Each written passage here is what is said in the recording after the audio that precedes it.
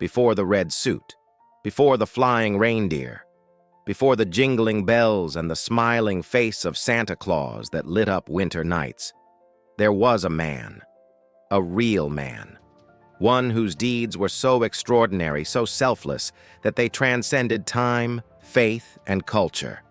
This is the story of Saint Nicholas, the real Saint Nicholas, and how a humble bishop from a forgotten corner of the ancient world became the most enduring legend humanity has ever known. Nicholas was born around the year 280 AD in the coastal city of Patara in what is now Turkey. It was a crossroads of trade, religion, and power.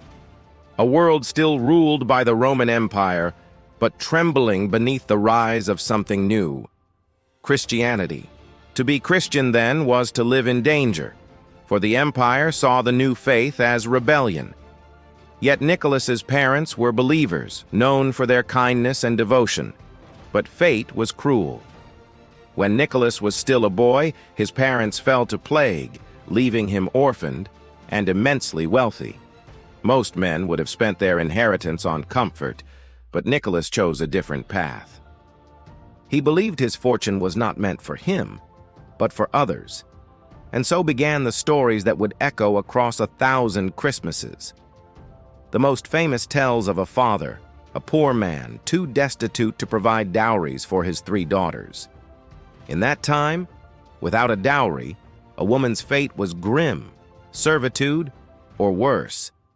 The father prayed in despair, but one night, as the family slept, a bag of gold appeared in their home.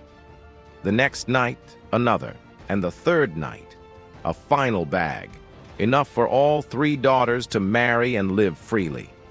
The father, desperate to thank his benefactor, hid and waited. And when the cloaked figure came again, he saw the man's face by the faint glow of a lantern. It was Nicholas, the young bishop, slipping quietly into the dark before anyone could thank him. From that moment, he became something greater than flesh and blood. He became a symbol of unseen kindness, a spirit of generosity that asked for nothing in return. But St. Nicholas was not simply gentle. He was bold, fierce, and unyielding in faith. When Emperor Diocletian unleashed his brutal persecution of Christians, Nicholas was imprisoned for his beliefs. He was beaten, tortured, and starved, but never broke. When Constantine rose to power and ended the persecution, Nicholas was freed, emerging scarred yet stronger, a living saint. He became Bishop of Myra, where he ruled not with fear, but compassion. Yet he was no stranger to conflict. At the Great Council of Nicaea, where the foundations of Christian doctrine were forged, Nicholas reportedly struck another bishop who denied the divinity of Christ. For this, he was temporarily stripped of his title, but later restored as his passion was seen as divine zeal. His miracles, too, became legend. When a famine struck Myra, Nicholas begged sailors to unload part of their grain shipment to feed the starving. They refused, fearing punishment, for the grain was measured for the emperor's stores. Nicholas swore that no loss would come to them, and when they arrived at port, the cargo was miraculously intact. To sailors, he became their eternal protector, invoked in every storm. To the poor, he was a savior. To the imprisoned, a deliverer.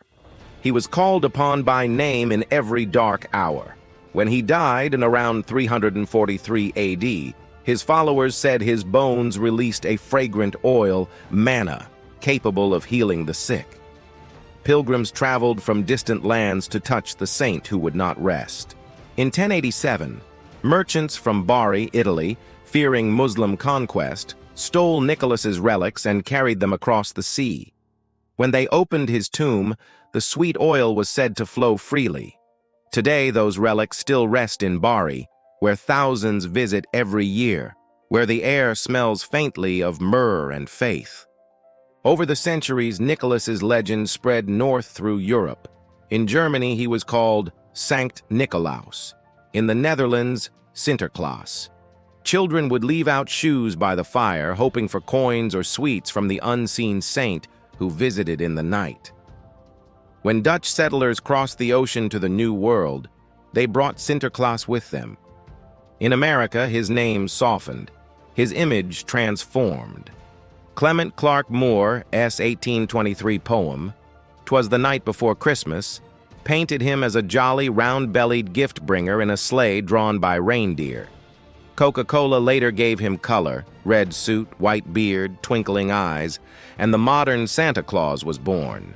But behind the smile, behind the snow and the songs, remains the spirit of a man who once slipped gold through a window in the dead of night. Asking for nothing, giving everything. Saint Nicholas, the protector of children, the savior of sailors, the defender of faith, the man who turned kindness into legend.